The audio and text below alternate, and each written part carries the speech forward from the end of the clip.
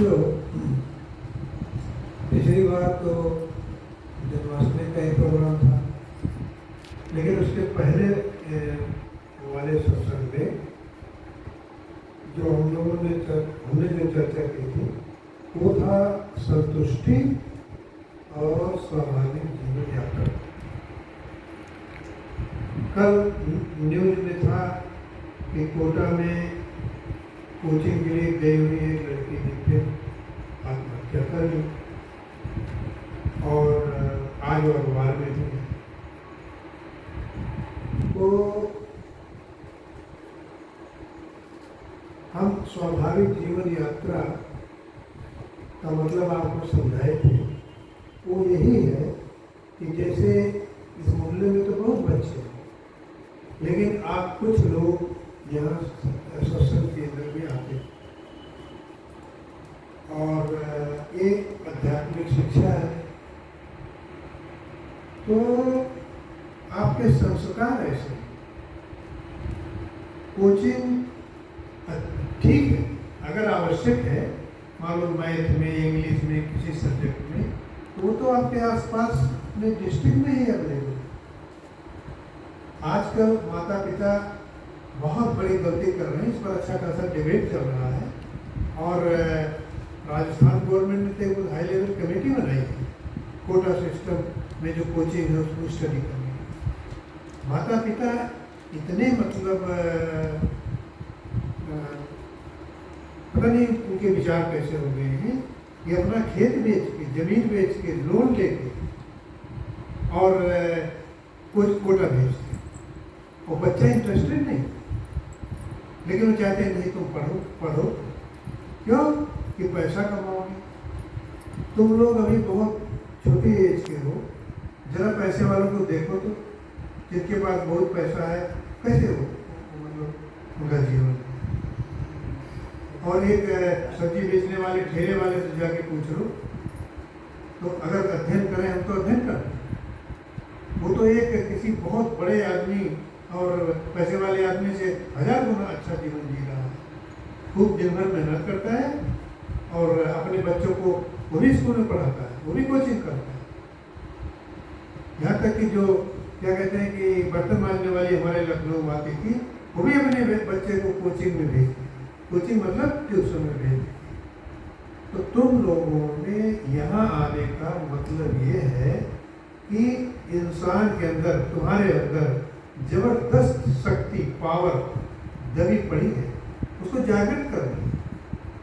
जागृत करने का मतलब अगर तुम अपने कर्तव्य में निष्ठा डालो, खूब मेहनत करो, तो तुम लोग बिना कोचिंग के ही वो चीज प्राप्त कर सकते हो जो कोटा जगह पे मिलता है।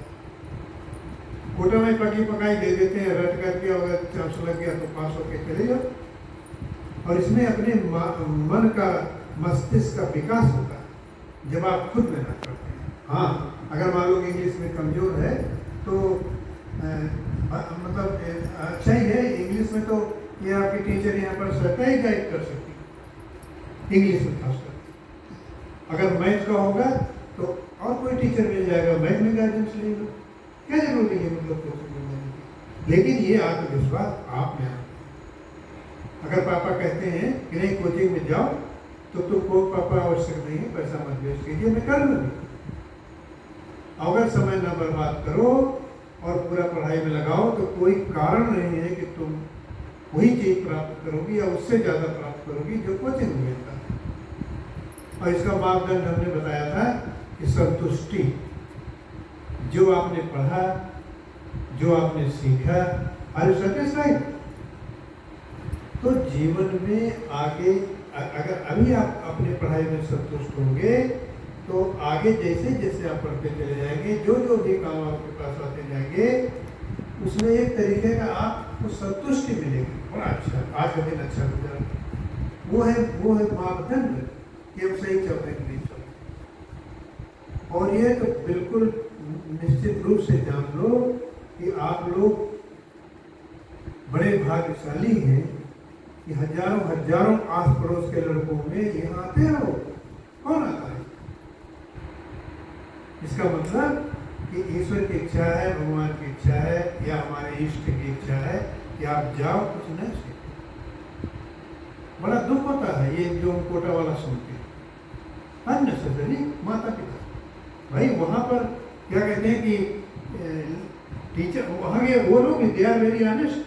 उन्होंने पेरेंट्स को लिखा कि बच्चा आपका कंपटीशन लायक नहीं है, इसको आप बुला लीजिए। तो माँ बाप क्या कहते हैं कि नहीं वो क्या कहते हैं कि पढ़ने से जी चुराता है इसलिए कह रहा है, फिर जाकर के एक कोचिंग से दूसरे कोचिंग सेंटर में डाल दिया, बात पता चला कि वो मर गए। तो आजकल माता पिता को भी शिक्षित होने की आवश्यकता है। उनको पता नहीं है कि IAS का जीवन क्या होता है, एक डॉक्टर का जीवन क्या होता है। वो क्या जाने जीवन का सुख लेना जब तक ये अध्यात्म पर नहीं चले। पैसे थोड़ा सुख आता है या आराम आता है। तो आज हमको बड़ा पिछली बार बात किया था तो हमने कहा फिर आपको हम सचेत करते हैं, आप अपने अंदर की शक्तियों को विकसित करें। और उसका यही तरीका है अपने पर विश्वास करो कि बिल्कुल हम पास हैं, क्यों नहीं पास और अच्छा नंबर लाएंगे, कोई जरूरी थोड़ा है। आजकल कंपटीशन में जाने के लिए 99% नंबर ये होता है ज्ञान की जरूरत। और ज्ञान तो आएगा जब आप खूब पढ़ोगे, टाइम नहीं बर्बाद करो, सारा का सारा समय अपने पढ़ा। भाई पढ़ाई का मतलब जो क्लास में पढ़ा दिया गया वही पढ़ो है। हम स्वाध्याय की बात किए थे, जो भी आपको अच्छा लगे उस सब्जेक्ट से रिलेटेड और किताबें पढ़ो।